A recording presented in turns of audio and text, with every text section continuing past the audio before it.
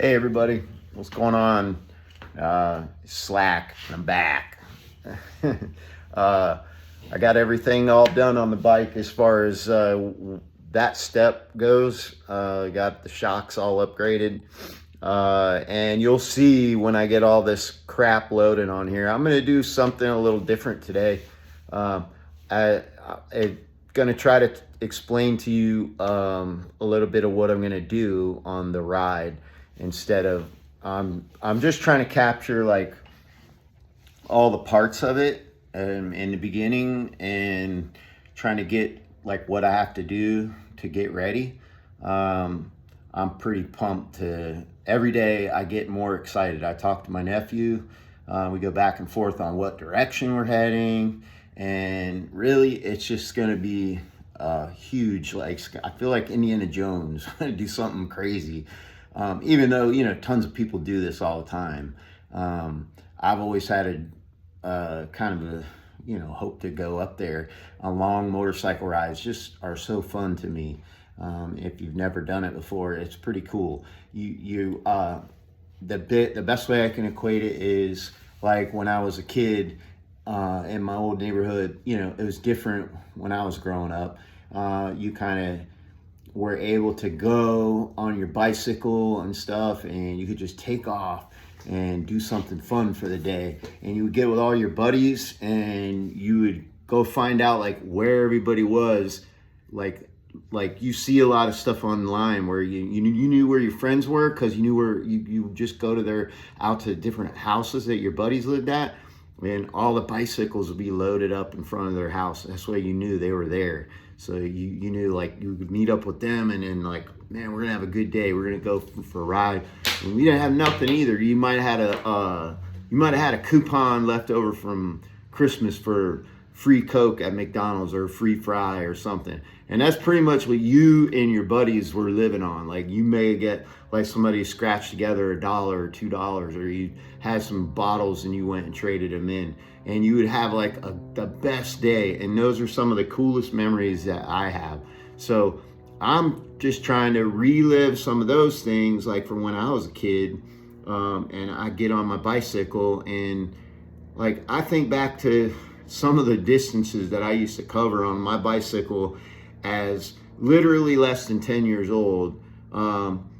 It was just different than your parents weren't looked at as like bad parents. That's just how it was. So I could take up on my bicycle and not come back until it was dark. And when I think about like, I know where I lived and I knew the place that I went, and I looked at the distance there and I'm like, holy shit, man, I would have never let my kids go. When my kids were younger, I would never even let them go down the block without knowing where they're at. And here I was at, 8, 9, 10 years old, and I'm riding my bicycle like, probably 10 miles, 12 miles, like through, crossing big streets and traffic lights and all that stuff as a little kid, drinking water from the gas station. You see the gas station dude out there working, you're like, mister, can you mind if I have some water out of your garden hose? And of course our dog would follow us, so you would try to get a bowl of water for your dog, and everybody just would have fun. So that's kind of what the idea behind these long, like extended trips are. It's just fun. It's cool because you do get exposed to the weather, which sucks sometimes.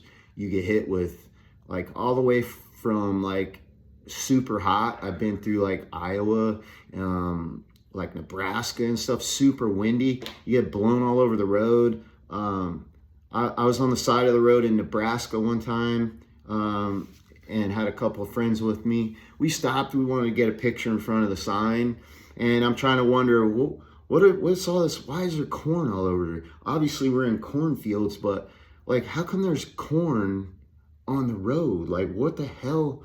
Why is there so much corn? We're all like confused. And I'm like looking around and I'm thinking, man, the deer must love this place. It's just cool. We're in the middle of nowhere. We're thousands of miles away from home. And all of a sudden I see this truck coming down the road. We're getting ready to leave, and I see this big semi truck coming down the road, and it's overloaded and you can't really tell what's going on. And we're standing like idiots next to the road trying to get a picture of the "Welcome to Nebraska" sign.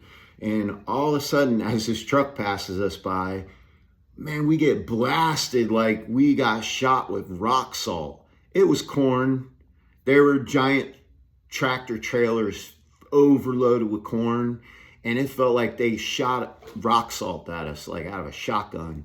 And it was pretty awesome though. Like, we all laughed about it. We're like, we look like idiots out here, but we were having the best time. And it was on the side of the road in the middle of a cornfield, like exactly like when we were kids, like riding our bicycle to the gas station way across town.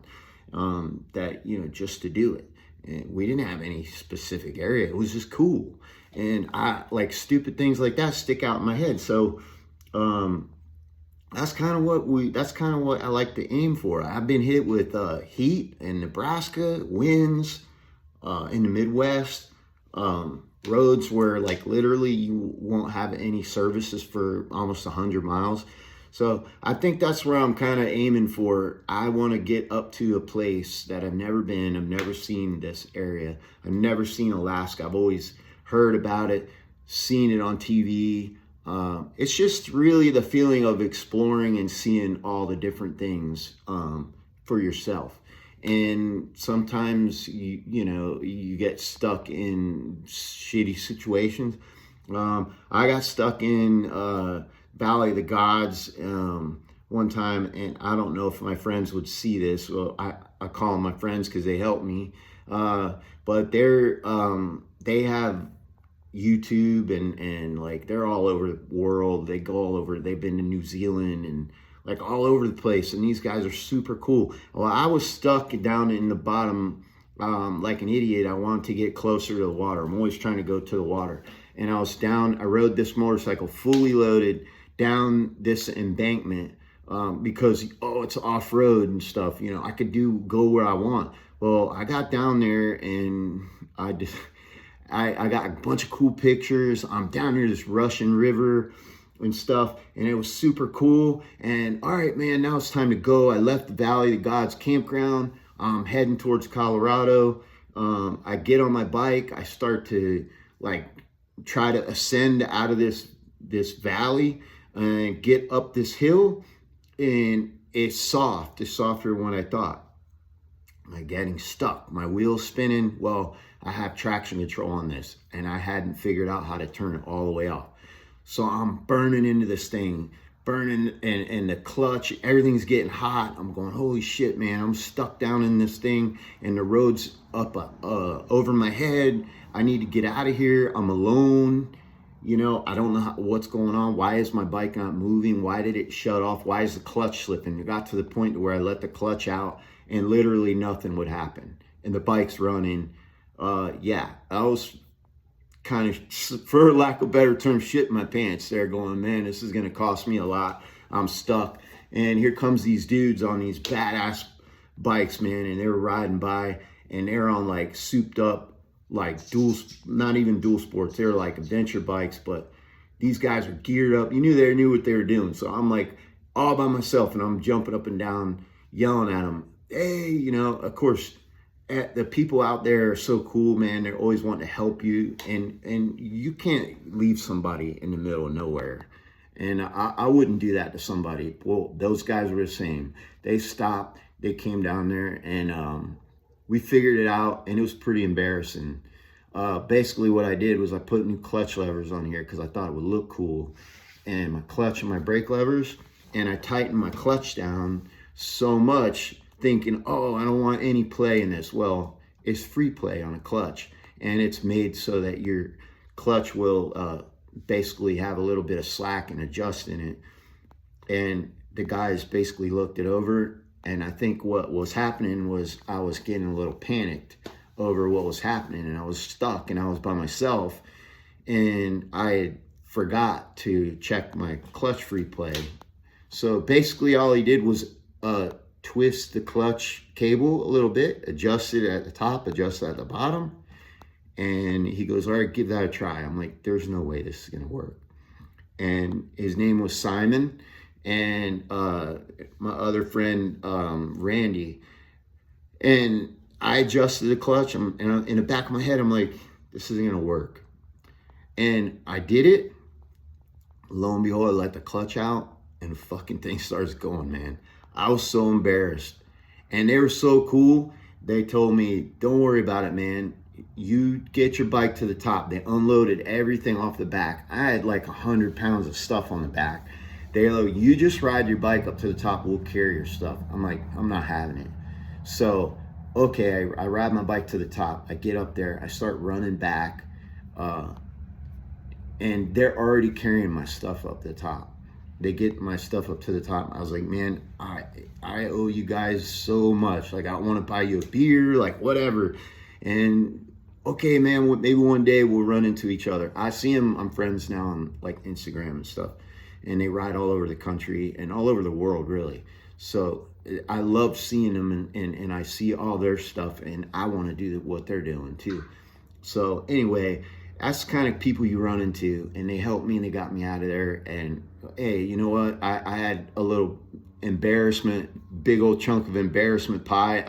And they still see my stuff on here and they still laugh at me like, hey, I don't know if you should be doing that.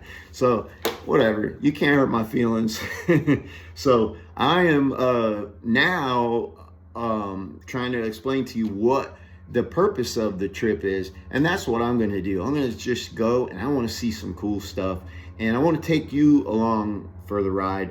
And if you get the urge to do something like this, then that's cool. I think that you would love it, like doing something crazy that you probably think you maybe shouldn't do it. I don't know. Sometimes I think that too. So, but you can't. Life is short, like I said before. I still got this monitor on, and honestly, it's annoying the shit out of me. I can't run, I can't work out, I can't go swimming. They told me just take it easy, do what we got to do. We need to get like some solid information, and so I'm listening to them. I'm trying to be a good, patient and comply, which is annoying for me, really. I don't care to do any of this stuff. I just want to forget about it and go. But I'm trying to do the right thing. So Brad brings me to the point of I'm trying to do everything right on this thing, because there's going to be a time where I'm not sitting in my garage. I'm going to be in the middle of nowhere. And I'm telling you, there's a spot that I looked up, 230-mile stretch on this certain road of the route that we have picked out, where there's nothing. There's no gas stations. There is not shit. There isn't a convenience store. There isn't even a house. There's nothing. And it's you, your motorcycle, whatever the road conditions are, the animals, which, you got grizzly bears, muskox. I never even seen a muskox. And hopefully I can get some cool pictures of one. Not gonna try to pet them. I mean, even though it's tempting, who doesn't want to touch a muskox? So anyway, also wanted to show you something really cool that I tried out on my camping trip in the camper, in the RV. I got a Starlink Mini because I wanted to be able to let my mom, watch TV and no matter where we were, and use the same stuff, because, it's all like a comfort thing. I want to make sure she was comfortable, make sure my wife was comfortable. So I purchased a Starlink, and I'll be honest with you, the thing is cool, man. It's super cool. And I've been researching online how I could use this Starlink, because it's powered by, you can power it by a battery. So basically, I'm going to show you, I'm going to turn the camera around, I'm going to show you.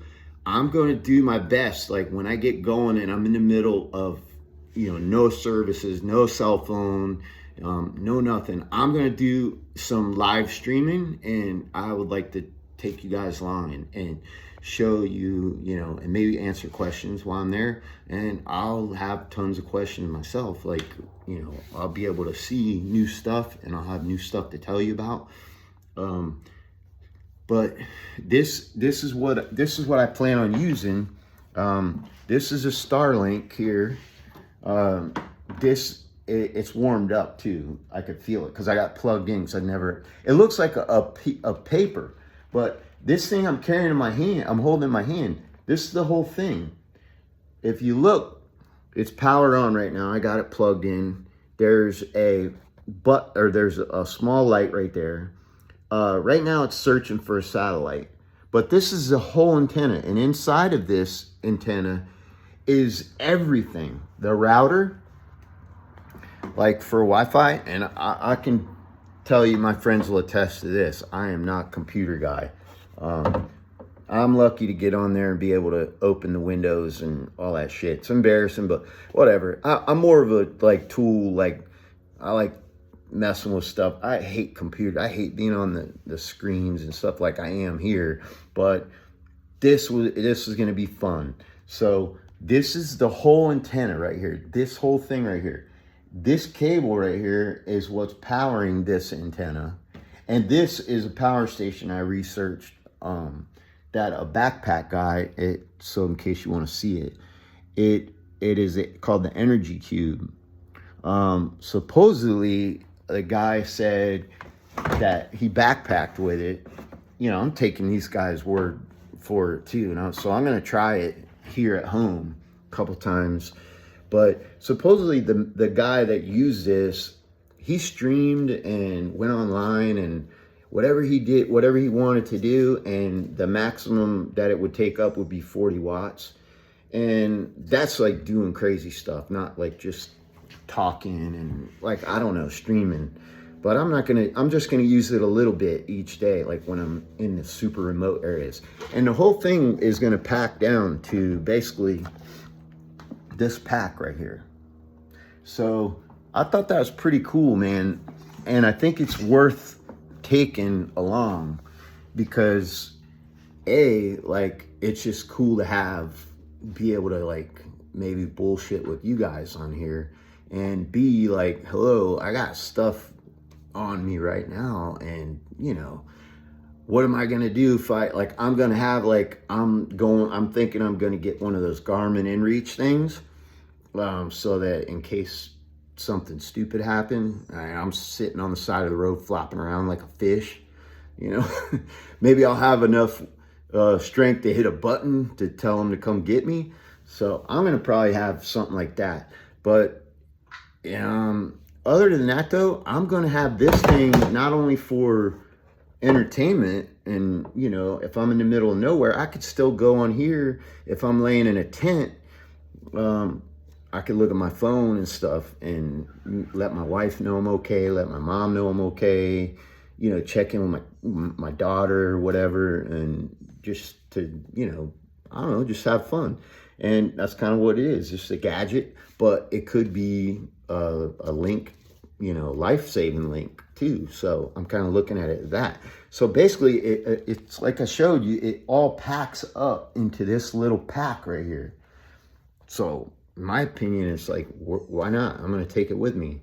And I hope that you guys, I know these things can go on. Some people have attention spans of a gnat, and that's me too. So I don't blame you if you click off of it, but it's going to be cool. So down the road that I could look back and see the live stream and see the pictures and all the stuff that I'm going to put on.